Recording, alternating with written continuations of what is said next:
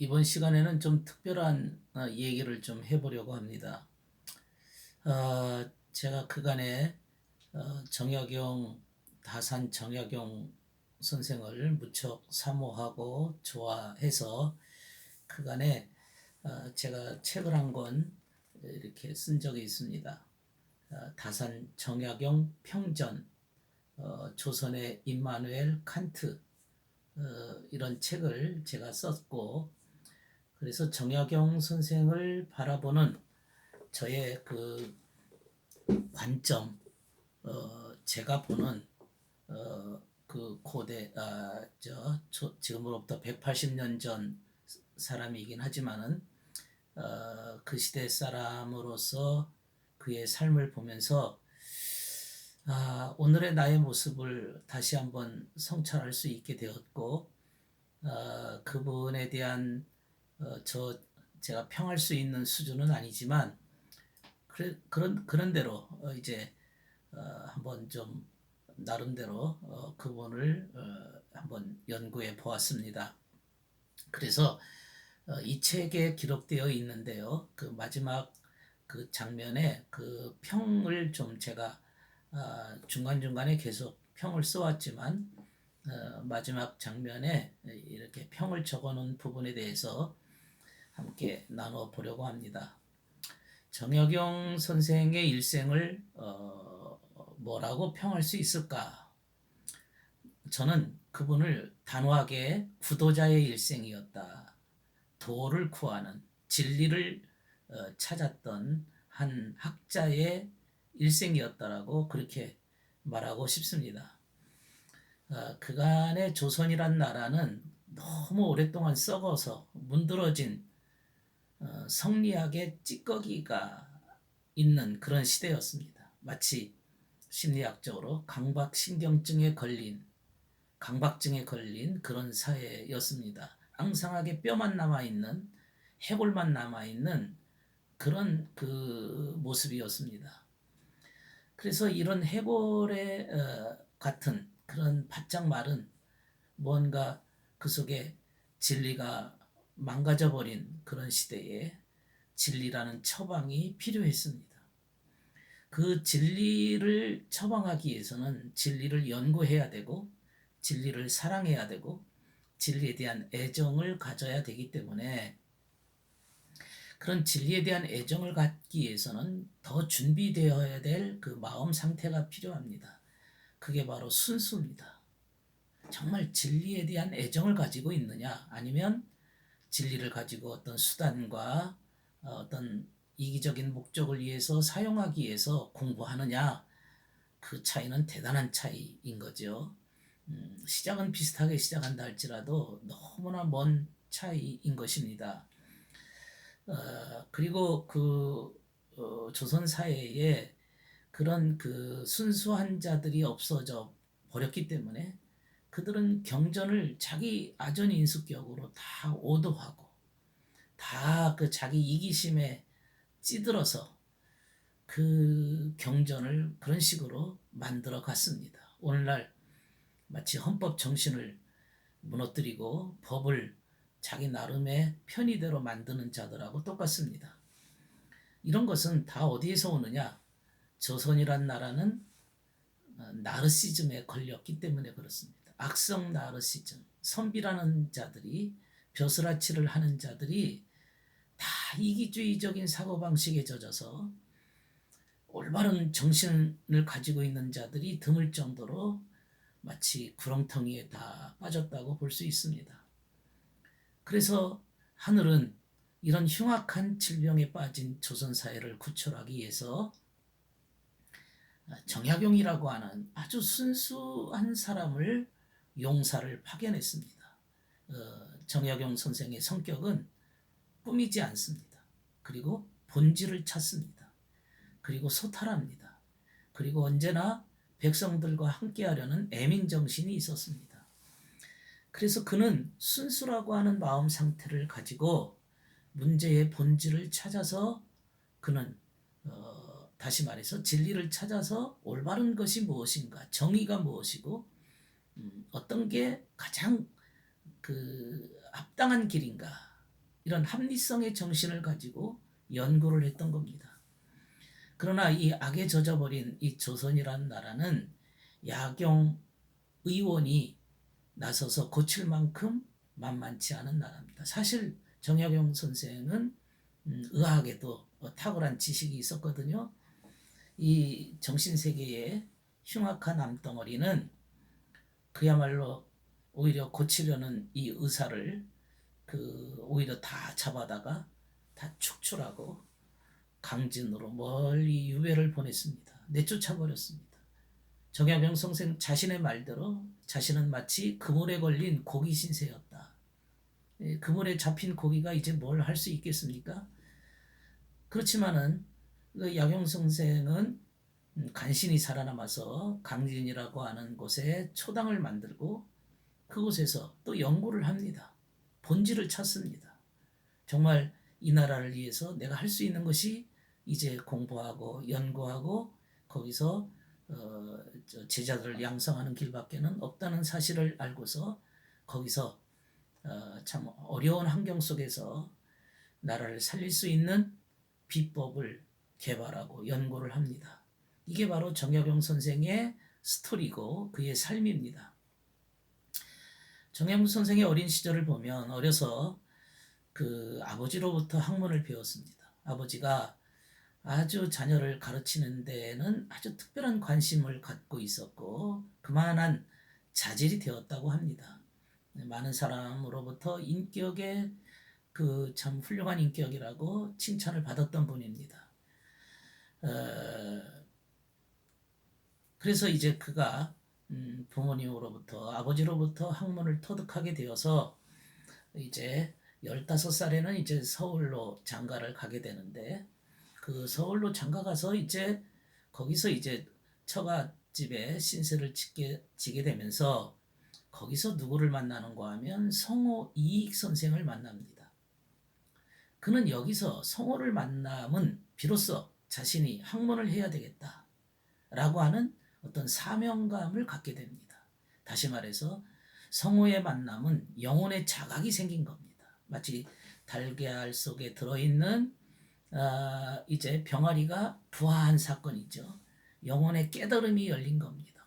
환한 빛이 정약용 선생의 그 삶 속에 마음 속에 들어왔기 때문에 이 만남은 제가 보기에는 위대한 만남이다.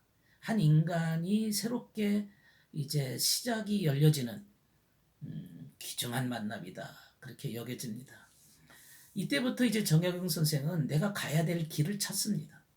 내가 어떻게 살아야 될 것이고 어떤 길을 가야 될 것인가. 성호 이익의 그 개혁 정신을 보면서 내가 이 민족, 이 나라를 위해서는 그런 개혁의 사명감을 가지고 나도 그 길을 걸어가야 되겠다 하는 열정을 갖게 되죠. 이제 그 뜨거운 열정이라고 하는 것은 청년의 열정이 이게 대단한 불덩어리입니다. 이 불이 붙어야 됩니다.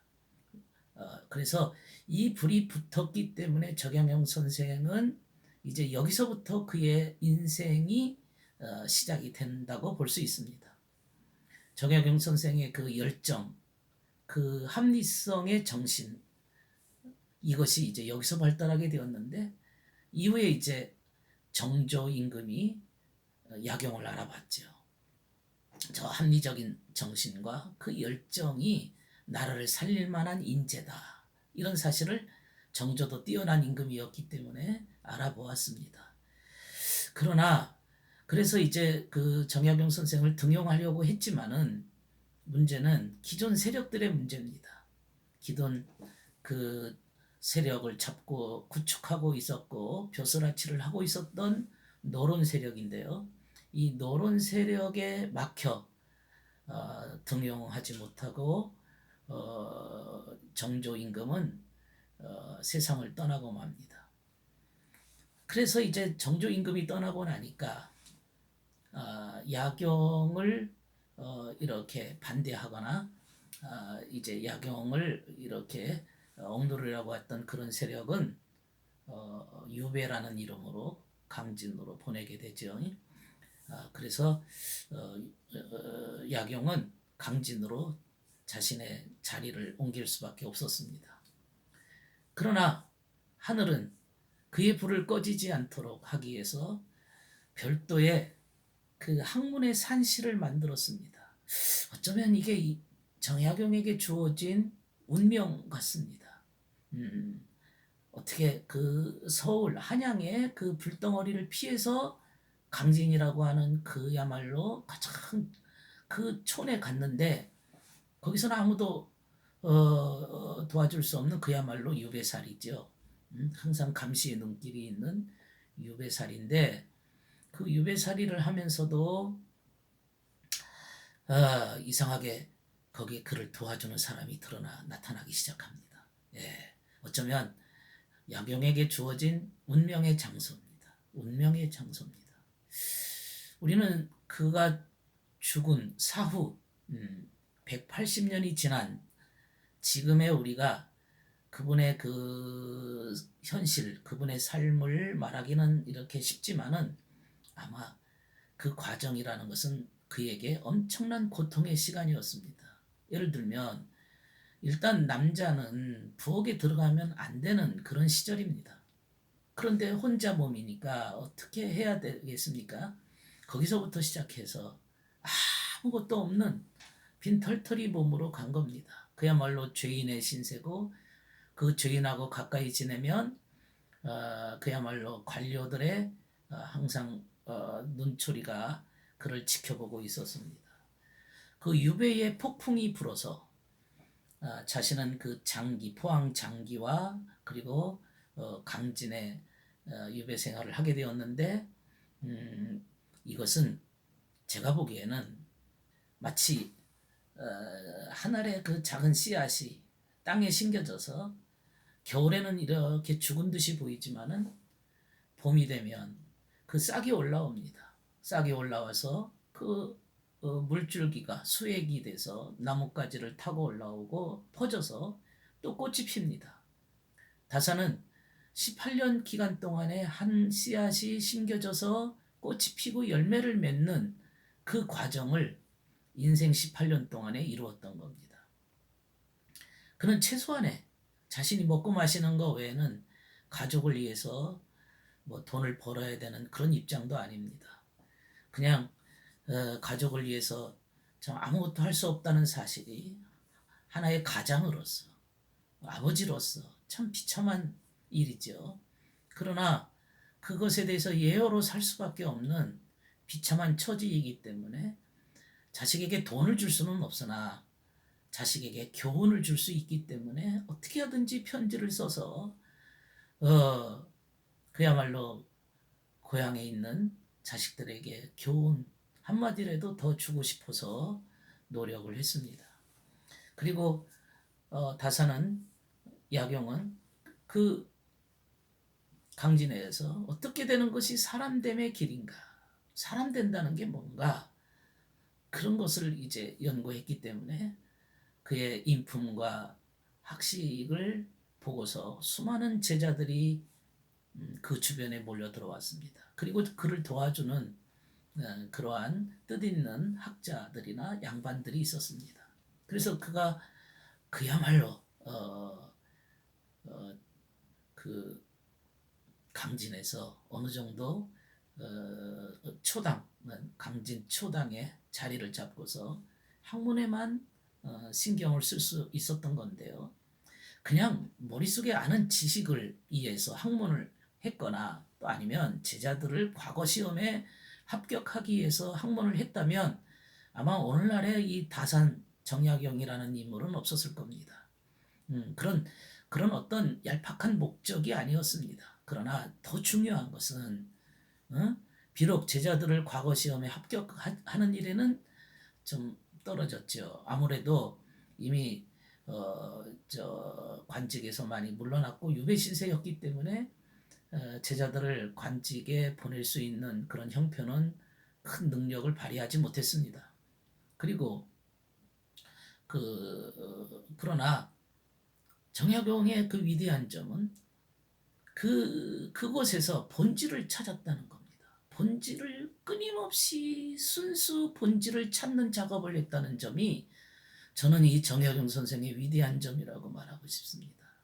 오늘날에 이 순수 본질을 위해서 연구하는 순수한 자들, 이게 필요하지 않습니까? 정치를 하더라도, 선생님을 하더라도, 공무원을 하더라도, 무엇을 하든지 간에, 종교인이 되든 간에 순수를 잃어버리면 그 다음부터는 변질이 되는 거죠. 자신의 이기심과 자신의 명예를 위해서 모든 것을 수단으로 쓰는 수밖에 더 있겠습니까? 그 당시에 그 정약용은 순수를 잃어버린 그런 시대 속에서 다 변질돼서 과거 시험용으로 학문을 했어요. 벼슬을 위해서 공부를 했던 겁니다. 그러니까 사람들은 어떻게든지 수단입니다. 어떻게 하면 그걸 어떤 수단과 방법을 가리지 않고서라도 목적을 성취하면 그게 양반이고 그게 존경받는 인물들이었습니다. 그러니까 항상 욕심이라는 질병에 그들이 걸릴 수밖에 없습니다. 그들의 정신세계는 욕심의 질병이 가득 차 있었습니다. 조선이 안고 있는 그 병은 양반 계층이 돼지우리간처럼 탐욕에 쩔어 있었다는 겁니다. 탐욕에 쩔어 있었다는 것이 큰 병입니다. 성경에는 이런 말이 있어요. 우리가 우리의 형상을 따라 우리의 모양대로 사람을 만들자라는 말씀이 있습니다. 사실은 성경은 사람 만드는 작업입니다. 그래서 진리는 사람 만들기 위한 가장 중요한 방법입니다. 간악하고 흉측한 짐승이 돼버린 인간들에게 그 짐승 자리에서 사람 자리로 올라가라. 사람이 되라. 짐승처럼 살지 말고 사람이 돼서 사람처럼 살아라. 그래서 약용은 강진에서 다산에서 사람 만드는 약을 열심히 조제했던 겁니다. 그 처방전은 그 당시에는 아무런 효용성이 없었습니다. 누구 하나 거들떠보지 않았습니다.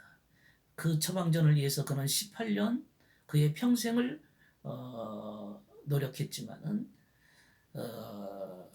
그러나 이 시대에 와서 후대에 와서 그 처방전의 가치를 알아보는 자들이 있는 겁니다.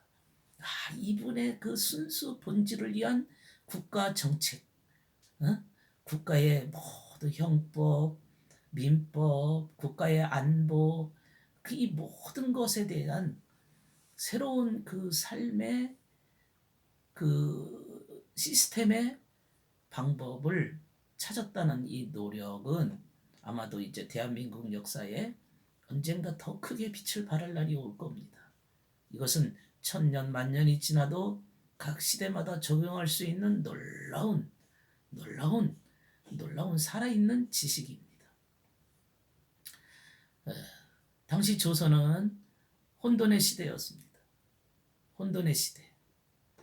중국으로부터 새로운 문물이 들어왔지만은 이미 기존 세력들, 노론파죠.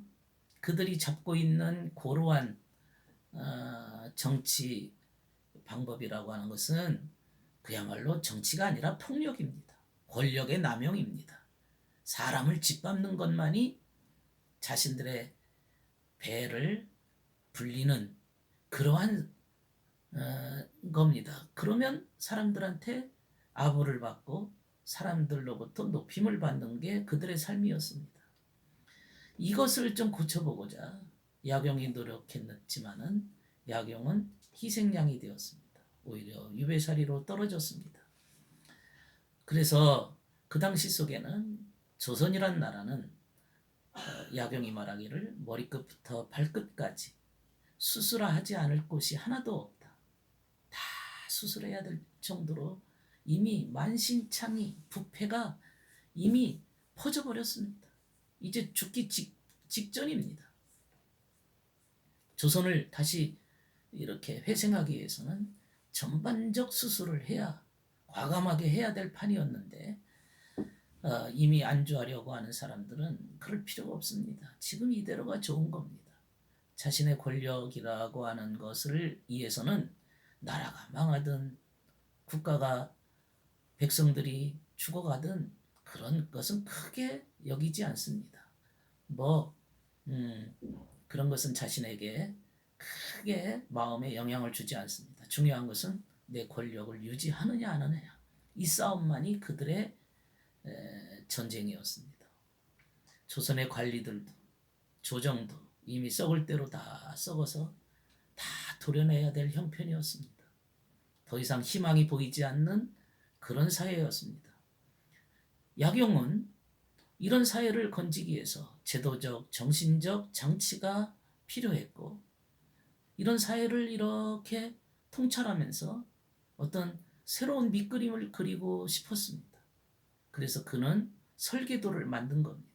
조선이라는 사회를 다시 한번 밑그림을 좀 짜서 처음에 조선이란 나라가 세워질 때의 그 초심을 다 잃어버린 200년이 지났기 때문에 초심을 다 잃어버린 다 무너져버린 그런 집이에다가 이제 다시 설계도를 만들어서 뭔가 이렇게 새롭게 해보고자 하는 그런 마음이 있었는데 그래서 18년 동안 비록 유배 생활이었지만 공들여서 투자해서 노력해서 그야말로 그 복사뼈가 3번 구멍이 날 정도로 그렇게 피눈물 나는 고통 속에서도 책을 펴냈죠. 500여 권을 502권이라고 하는데 그 펴냈습니다. 그것을 펴내서 조선인들의 사회, 조선인들의 머릿속에 들어있는 이 악의 괴물들 이걸 몰아내고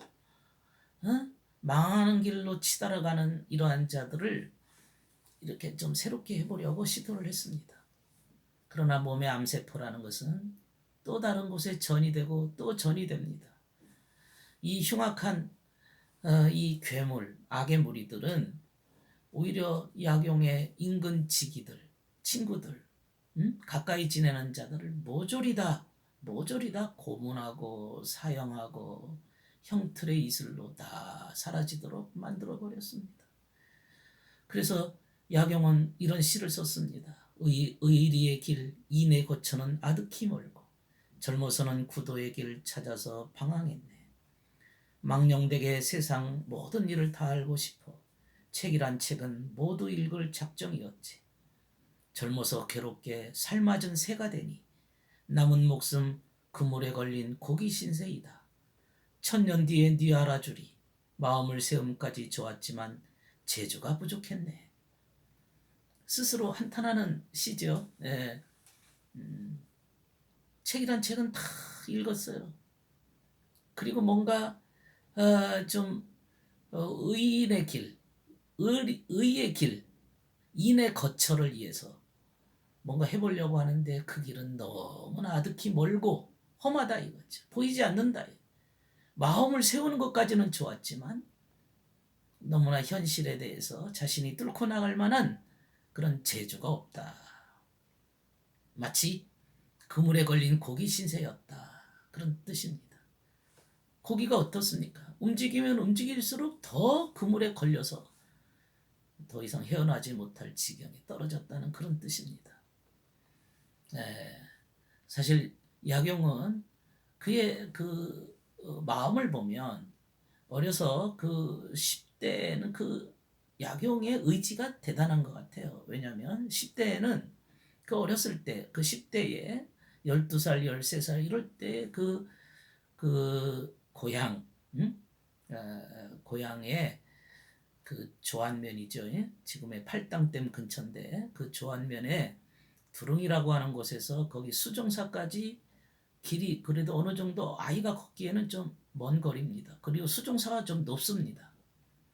그 높은 산 꼭대기까지 올라가서 그곳에 머물면서 공부를 하고 또 아버지가 화성 관리로 있을 때는 아버지를 따라가서 절에 들어가서 독림사라는 절에 들어가서 40일을 또 공부합니다. 형님하고 같이 공부했죠. 이렇게 어떻게든지 공부하는 그 열정이 대단했습니다. 그래서 천하의 책이란 책은 다 읽고 섭렵했습니다. 인간 세상이라는 곳은 별의별 사람들이 다 삽니다. 우리가 아는 대로 성경에 유대 땅에 아기 예수가 탄생했을 때 먼 길을 마다하지 않고 찾아왔던 동방 박사도 있는가 하면 그 구세주가 태어났다고 해서 2살 이하의 어린아이를 다 죽여버린 헤롯 왕과 같은 인물도 있고, 또 자신의 일을 최선을 다하다가 천사를 만난 목동들 그룹도 있고, 말구유 집을 내준 주인도 있고, 아주 무관심한 그 예루살렘 시민들도 있었습니다. 다 각각입니다. 야경의 시대도 마찬가지죠. 모두 다 각각이, 다 자기 일이 바쁘고 먹고 살기가 힘들고 바쁜 시절입니다. 지금 무슨 구도를 하고 순수를 찾고 본질을 찾는다는 것은 배부른 소리 같은 소리지만, 이것이 빠져버린 먹고 삶이라는 것은 그저 껍데기에 불과하다는 것을 그들이 모르고 있었을 뿐입니다. 구도자의 길이라는 게 이런 고난의 양념이 언제나 필요하다는 겁니다. 마치 나무가 자라기 위해서는 땅으로부터 빨아들인 수액이 올라와서 꽃이 피고 열매를 맺기 위해서는 처음에는 떫어요. 또 씹니다. 아직 철이 안 된 거죠. 그러나 그 시고 떫은 그 열매가 이제 가을의 서리를 맞으면서 아주 달고 맛있는 열매가 되지 않습니까? 처음에는 시고 떫니다. 보잘것없다 이거죠. 처음에는 먹기도 힘들어요. 그러나 맛있는 홍시가 되기 위해서는 비바람과 추위와 서리를 견뎌야 됩니다. 이 구도자가 걸어갔던 그 길이 십자가 길입니다. 그런 십자가의 길을 걸어간 자들이 야구용의 주변에도 많았습니다. 일단 야구용의 친구이면서도 선생 역할을 해줬던 이벽이라고 하는 사람도 당시에는 대단한 학자죠. 그 이벽도 이제 천주교지만 종교에 반대하는 가족들하고 이제 갈등이 생겨서 나중에는 장티푸스에 결국에는 병에 걸려 죽었어요. 그 매형 이승훈도 뭐 전도한다고 하다가 또 죽고, 또 뭐 그 이가완이라는 아주 그 당시에 당세의 최고의 그 학자로 알려지고 모든 백성들이 존경해줬던 이가완, 앞으로의 재상감이라고 했던 이가완도 역시 형틀에서 죽었고, 다 천주교의 이름으로 죽었던 거죠. 네, 아까운 분들입니다. 정약종이라는 정약용의 형도 끝까지는 신앙을 지키다가 순교했고요. 또 정약용하고 가까이 지냈던 정약전 형님은 흑산도에 유배 가서 19년 만에 거기서 그렇게 죽었어요. 모두 다 구도의 길을 걸어갔던 자들, 올바르게 의를 위해서 살고자 했던 그런 순수한 마음을 가졌던 이들은 다 고난이라는 이름으로 이렇게 각자 비참하게 죽었던 거죠. 이게 다 십자가입니다. 십자가, 고난입니다. 예수께서 이런 비유를 하셨어요. 하늘나라에는 어떤 사람이 자기 밭에 심은 겨자씨 하늘과 같다. 근데 그 겨자씨가 모든 씨앗 중에 가장 작은 것이지만은 나중에는 푸성기가 되고 공중에 새들이 와서 날아와서 가지에 깃들일 만큼 큰 나무가 된다. 마태복음 13장 31절의 구절입니다. 겨자씨, 눈에 보이지도 않을 정도의 아주 작은 알갱이 씨앗인데요. 그것이 심겨져서 자라면 얼마나 큰지 새들이 와서 집을 지을 정도로 큰 나무가 된다는 거죠. 이게 무슨 의미일까요? 야경에게 지금은 화살 맞은 새와 같고 자신은 그물에 걸린 고기 신새와 다름이 없다고 했지만은, 그가 다산초당에서 18년을 머물면서 그가 인을 추구하고 진리를 찾는 그 겨자씨와 같은 그 작은 씨앗이 되었지만, 보잘것없는 씨앗이지만 18년이 지나고, 그로부터 사후 180년이 지난 지금에 와서는 저 같은 사람에게도 그 나뭇가지에 어울려서 그의 사상을 얻고자 하는 거 아닙니까? 새들이 날아든다는 것은 사상을 의미하는 거거든요. 그 수많은 사상가들이, 철학가들이, 그리고 지금으로부터 몇 년 전에는 유네스코에서 선정한 인물로 뽑히지 않았습니까? 중요한 것은 뭐냐? 이 겨자씨의 생명력이지 않습니까? 진리에 대한 열정이 있어야 된다는 거죠. 그 불덩어리가 있어야 된다는 거죠. 겨자씨라고 하는 그것이 살아 있어야 돼요. 그 살아있다는 말은 열정이 있어야 된다 이거죠. 야, 오늘 우리 청소년들, 우리 자녀들에게 삶에 대한 열정, 진리에 대한 열정, 나라와 민족을 위한 열정, 의를 위한 열정을 부모들이 심어줄 수 있다면 앞으로 그가 어떤 고난이 온다 할지라도 그는 헤쳐나갈 수 있습니다. 무슨 일을 만나도 이겨낼 수가 있습니다. 그 나무가 비바람을 맞고 눈보라 속에서도 거대한 나무가 돼서 새들이 와서 노래하고 공중에 새들이 와서 둥지를 틉니다. 아마도 이 구절이 정약용 자신에게 적용될 거라는 생각은 못했을 겁니다. 정약용 자신에게 앞으로 위대한 인물이 될 거라는 상상은 못했을 거예요. 현실에 너무나 답답하고 현실이 너무나도 외롭고 자신의 한심스러운 모습, 내가 너무 일찍 날갯짓을 하는 바람에 그야말로 화살 맞은 새가 됐다고 얘기할 정도로 자신의 부족함을 탄식했지만은 그러나 그는 그렇게 고난 속에서 진리가 싹튼다는 것을 우리가 알아야 될 것입니다. 야경이 죽은 지 180년이 지났습니다. 저도 역시 야경이라는 큰 나무에 깃들여서 그분의 삶을 보면서 위로를 받습니다. 제 영혼도 치유를 받습니다. 제 영혼이 그곳에서 안식합니다. 왜냐하면 그의 고난 속에서 그 견디는 그 힘이 진리에 대한 열정, 의에 대한 열정이었다는, 이인에 대한 열정이었다는 그것 한 가지만 봐도 나의 스승입니다. 나에게 위대한 교훈을 주는 명철한 자입니다. 이제 야경의 나무에 올라가서 어떤 열매를 맺어야 할지, 이 나무에 집을 짓고 어떻게 살아야 할지를 저도 지금 생각하는 중입니다. 그래서 조안면에 있는 야경의 생가에 여러 번 찾아갔습니다. 그리고 그분하고 이렇게 무덤가에 그분 앞에 서서 당신의 삶을 보면서 위로를 받습니다. 그분을 얼굴은 배웁지 못했지만 그분의 처절한 인생이야말로, 그리고 그 속에서 살아있는 생명력을, 불덩어리를 가졌다는 그 사실만 가지고도 너무나